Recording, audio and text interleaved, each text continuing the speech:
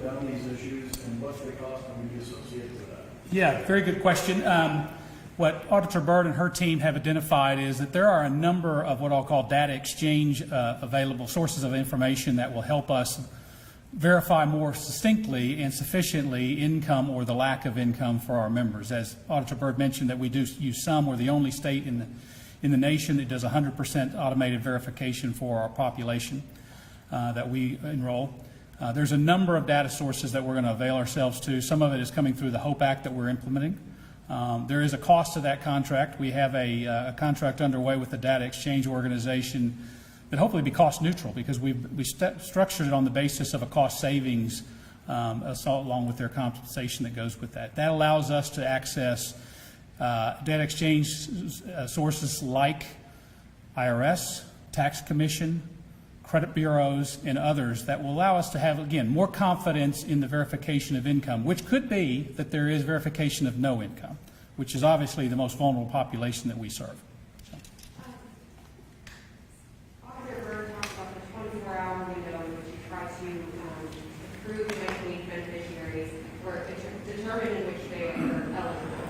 Do you foresee that that time frame will be lengthened because of this audit, or that you'll be longer to determine if those are eligible? We want to use every source of information available to ensure that only eligible members are enrolled in our program. And the fact that we have a 45-day window to do that is one thing that gives us some confidence that we could do that. But at the same time, we want to make sure that every eligible member is enrolled in our program and begins to receive service as quickly as possible. Our eligibility team is looking at how we go about verifying and improving the confidence around eligibility, but at the same time being very timely on benefits provided to our members. As Auditor Bird said, the majority of the concerns really arise around our system of control, the design of our system that does not provide at this point in time the level of assurance that we all really require and demand. Their audit did identify a few members that were ineligible at the time and have extrapolated that into what that might look like in terms of all members that resembled that. I believe that was $29 million in total cost, both federal and state share. Again, fiscal 19.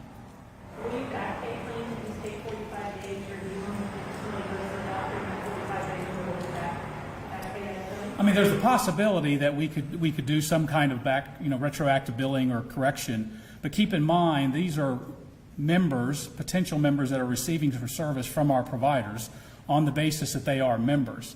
Where the compensation return would be from the providers. So we have to balance the service being performed and the cost that's being incurred for that. So. Auditor Bird, if we could ask you a question real quick. I read your remarks. We'd love to have an email to us. But what is your top line takeaway here?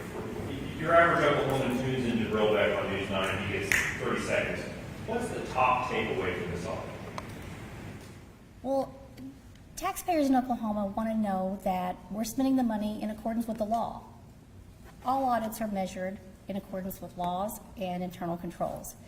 We want to know that no one ineligible was receiving benefits.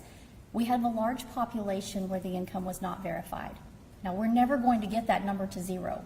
There is always going to be a risk there. We just need to get it to a manageable number.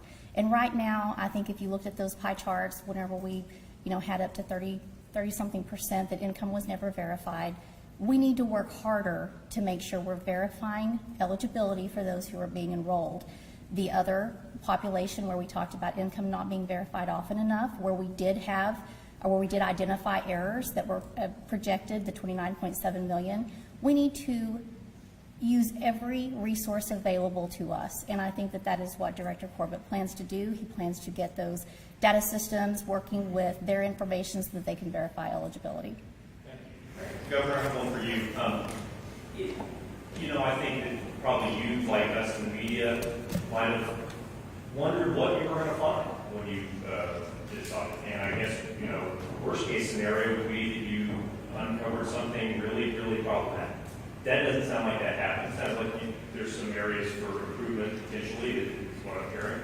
How do you grade this? F through A, 1 through 10? Are you happy? Is this good news? What do you think? Well, I think it's really good news that we've got the facts out there. That's where you want. You just want to get the facts so you can make the right decisions, then put the team in place to correct any errors. So when we're spending taxpayer dollars, I mean, you know, it's all relative, but $29 million is a lot of money, and in the grand scheme of things, on a $6 billion budget, it's not that much money. So. But I have a saying that I say at, you know, when I was in the private sector, and I tell it to my team now, it drives them crazy. If it's more than a ham sandwich, we're going to fix it, and we're going to make sure that it's we spend that money correctly. So I have full faith in Kevin Corbett and what his team is going to do to make sure they address these processes. We start verifying that income. We take up to 45 days if we need to get the numbers right. We go back and we double check eligibility at the end of every year. So you've got to, and I want Oklahomans to understand also, Medicaid in Oklahoma, we have Medicaid in Oklahoma. We have 800,000 Oklahomans on this program, and it's the blind, the aged, the disabled, the pregnant women, children. Those are all the folks that are covered. And we want to make sure that they continue to be covered, and we're good fiscal stewards of these taxpayer dollars.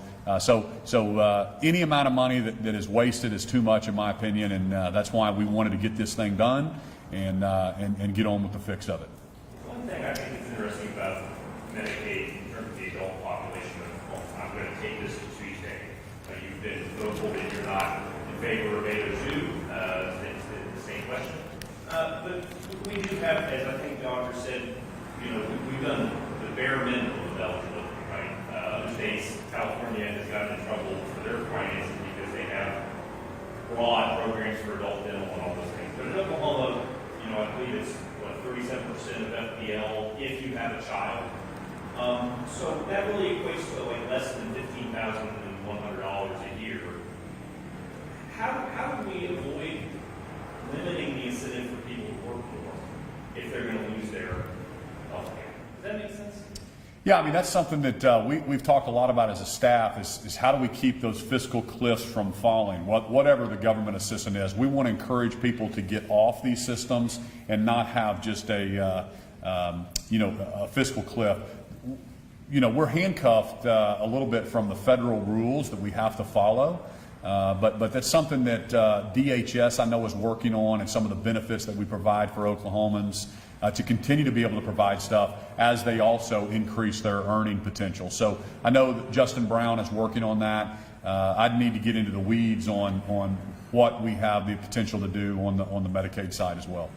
Would 802 that would expand it so that somebody who got a few extra hours at their office would take a full-time job or more full-time job, but keep their health insurance, right? In my opinion, the reason I'm not for 802 is because this doesn't do anything with the 800,000 we already have. We already have Medicaid for the aged, blind, the disabled, the pregnant women, all children. You're taking another population, another able-bodied group, and we're adding that to the Constitution. So there's two problems with it. We are putting something into our Constitution that handcuffs us for any future change. So as the feds decide to change this program, it's going to obligate Oklahoma taxpayers to continue to fund that. So we estimate it's between $164 million to $200 million cost right now. And the only way to pay for that is to reduce services for other agencies, education, transportation, or to raise taxes. That's really the only two options by putting another folks on there. So also, if you put another 200,000, and that's the estimate that would go on of the able-bodied folks, now you've got 1 in 4, 25% of our population on a Medicaid program. You compare that to other states. Texas has 15% of their population on their Medicaid rolls. Also, there's one other, 24 rural hospitals in 16 other states have closed down after they had Medicaid expansion on their book. So I just think there's other ways to expand health access. There's other ways to do it than to add the able-bodied working adults on this program. How are those ways? Are you pursuing any of them? I know the waiver that you had applied for is, I think you was announced that you're not pursuing that right now, or something like that. So you said there's other ways. If somebody's looking at the ballot and says, well, I'm not sure I love 802, but I don't know what those other ways are. The thing that Oklahomans, in my opinion, need to understand is it's going to cost us between $164 million to $200 million.